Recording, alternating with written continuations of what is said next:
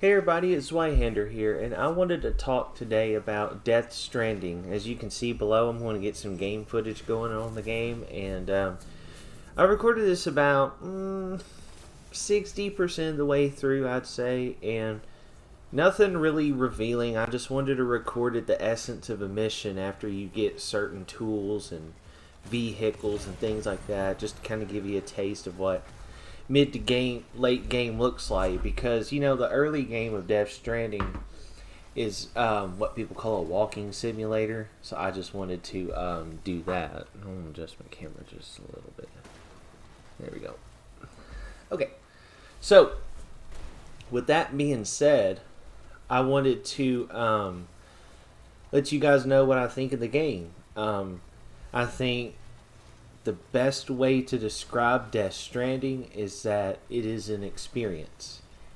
And when Neil was telling me about the game when I first got the PlayStation, I asked him, I was like, well, what are some games I should check out? And Death Stranding was one of them, and he said that it was a work of art. And so I went in there just kind of expecting something different. So, in that it does, in spades.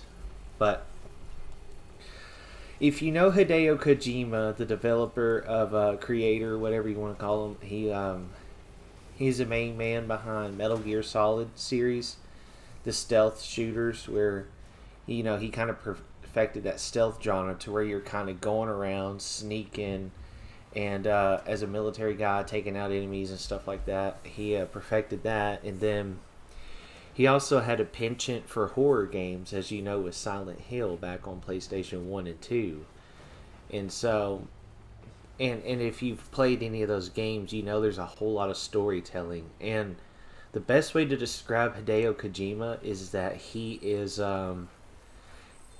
it's if like a movie director, or, like Christopher Nolan or Steven Spielberg, or, ironically, Guillermo del Toro, decided that they wanted to make video games, and their games have it's still a game because there's stuff to do, but the cutscenes kind of have a different scale to it. It's more cinematic. The story's real complex, and that's kind of how Hideo Kojima's always approached his games. And in terms of the style of Death Stranding, it's really hard to critique this like a regular game, because it's an experience more than anything else.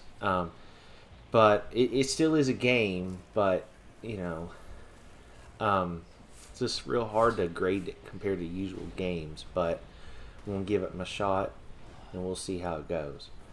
But I'll tell you one thing about Death Stranding. It seems like it is just the next natural progression of Kojima's ideas, because with Death Stranding, I think the best way to sum it up in layman's terms is that it's a post-apocalyptic, and by post-apocalyptic, I mean you are a postman in the apocalypse, and it's a sci-fi game, futuristic, like the vehicles have futuristic designs and stuff like that.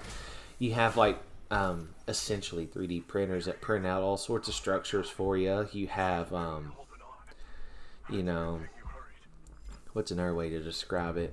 It's supernatural horror elements too.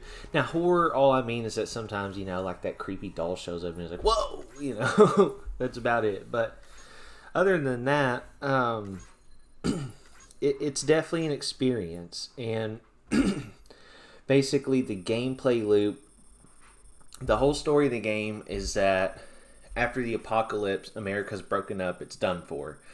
And so you are a porter, which is basically a delivery guy, and you have to pretty much reestablish a network, and you have to connect all these different little settlements from the East Coast to the West Coast. And that's pretty much the journey of the game. You're going from east to west, and you are meeting different people, and they're all holed up in these little bunkers, and you're interacting with them via hologram, connecting them to the grid.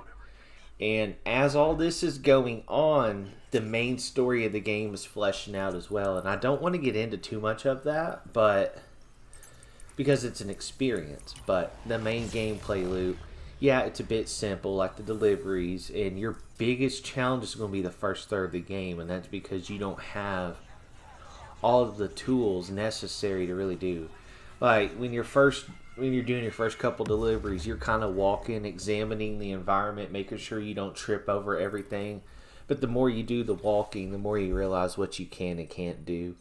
And then also you get and then the main, I don't want to say enemies, but the main obstacles are these things called BTs, or kind of like ghosts. The story has like some Stranger Things elements to it, in the fact that you're dealing with like the world of the living and the world of the dead. It's like two different dimensions interacting with each other, kind of like Stranger Things. And so there's a bit of that going on with the story as well. But, yeah, you got to... As you make some deliveries, you're not going to know what's the best route to take. The controls are going to kind of feel overwhelming, but eventually, as long as you keep playing, it's all going to sink in. And then the BTs, little ghost things, you're not going to know what to do. The first few, they're going to get a hold of you. You're just going to think, I don't know what I'm doing with this game. But rest assured, they give you some tools to counteract that. And let's just say by the time you start the game and by the end of the game, you're going to have grenades that can deal with the BTs. You're going to have assault rifles. You're going to have non-lethal assault rifles, and those are important because it kind of like turns into a third-person shooter like the last act. Because, yeah, you're still making deliveries, but there's a lot more BTs and there's a lot more mules, which are basically like bandits. Like, they're porters just like you, but they won't steal your package. They're bandits, basically. And then, like, when you get toward the end, the bandits are more lethal. They have guns. But you can't kill anybody unless you want to go drive all the way to the incinerator and deliver their corpse before it necrotizes. And you'll kind of see why early game, why that's a bad deal. That's why you have the non-lethal stuff. So, like, when you're getting your gear set up, and don't worry, the game has auto-arranged cargo so that you don't have to think too hard about this stuff. But, first I was, like, preparing, like, I had climbing anchors, I had ladders, I had all sorts of stuff to help me traverse the land. And then, late game, I kind of, especially once I got, like, the truck and the bike, that was a no problem. And I decided what I could do is just load up on weapons. That way I can deal with the enemies as they come. And there are some boss fights. They're just huge BTs. Just take them out like any other ones. You'll be fine. It's pretty cool. I'm trying to think of some other unique elements of the game. Like, let's cover graphics real quick. It's one of the most beautiful games I've played. And I'm playing the Death Stranding Director's Cut on PS5. And holy crap, it looks good. I mean... Ooh, it's almost photorealistic with some of the landscapes. It really is a work of art in that regard. In terms of the storytelling, let me tell you guys this. I don't really want to get into it because it's an experience. I want you guys to experience it if you haven't. And I will tell you this, it's very polarizing. You're either going to love it or you're going to hate it and just not want to play it. And that seems to be the general consensus of the game. And I think you'll know after a few missions kind of where you stand on it. And but if the story's confusing, I will tell you this, just stick to it till the end, because it's not until the end credits where they start wrapping everything up for you. So just kind of let it show you what it wants to show you. Pay attention. And then at the end of the game, it's going to wrap everything up for you. And thank goodness it did, because I was kind of lost. So,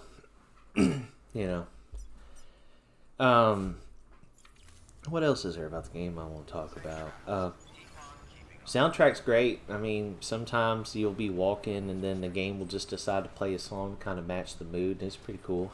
Definitely not a game you want to be streaming, because the one time I streamed it, I had a copyright claim. So, what else? But it's pretty fun, like, especially once you get all the weapons and all the tools and you get a whole bunch of bases unlocked and access to a lot of resources. The game pretty much becomes like a sandbox in a way, in the fact that you can go around and help people build roads and structures so that everyone can share it. And that's another thing I want to talk about. This game to me takes a little bit from Dark Souls. You know how on Dark Souls or Elden Ring or Bloodborne that when you're walking around you can read these messages that players leave, and they'll tell you to watch out for enemies or something like that, and kind of help you navigate the world. Well, Death Stranding kind of has something like that too, in the fact that you're connected on the grid with other players, and they'll leave structures that you can use. You all can donate resources and build roads so that everyone can drive up and down more easy without having to like scale the terrain so much. And it's pretty neat. I built one road all the way from Lake Knot City to South Knot City just to kind of help out. And then, yeah. And there is an end game, don't worry.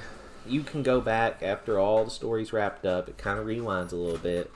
You can just keep building stuff. You can keep doing deliveries, whatever you please. In fact, I have it installed just in case I need some more gameplay footage for this review. So, but I think since I beat the game, I'm probably not coming back to it unless I just want to play it all again. But, let's see.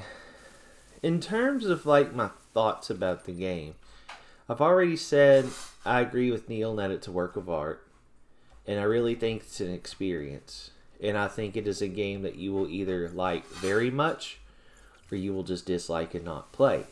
Another game, the Souls games are a lot like that. And so, either way, I highly recommend you try it out. It's on PlayStation Plus, and if you have PS4 or something, I mean, you can probably buy it for real cheap. But, it's definitely worth checking out, seeing what Kojima's up to, because Death Stranding 2 was announced back at the Game Awards where Bill Clinton won Game of the Year. So it was pretty cool to see, go back and watch that trailer now that I beat the game, and I kind of have more questions than answers, if that makes sense. So just something to keep in mind. So I highly recommend the game. Zweihander approves it. It's a great game. It's a great experience, and I think if I could put it like on one of my top 20 favorite games, Death Stranding would be up there. It's just such a good experience. Like, it just reminded me a whole lot of like Metal Gear Solid with some of the stealth you can do.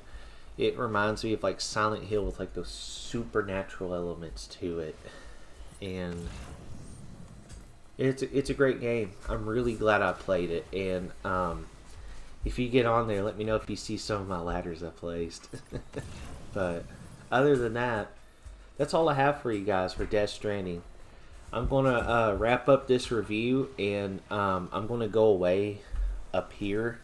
But I have like a couple more minutes in gameplay footage I left, so I'm not going to trim that out. I'm just going to kind of let you watch, just to kind of, see the footage in the end.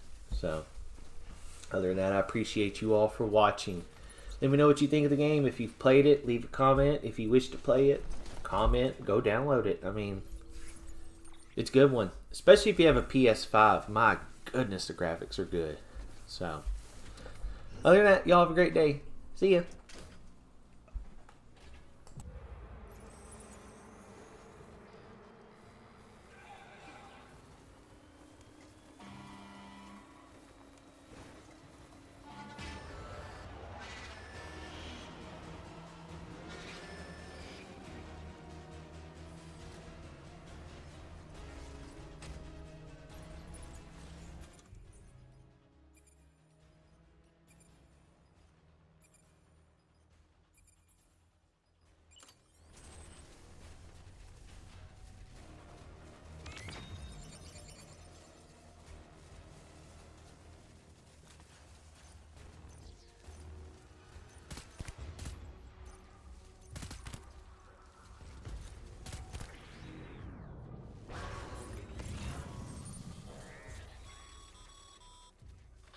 Up, Sam. Looks like you've tripped an intrusion sensor. To be clear, these sensors react to you, not to your cargo.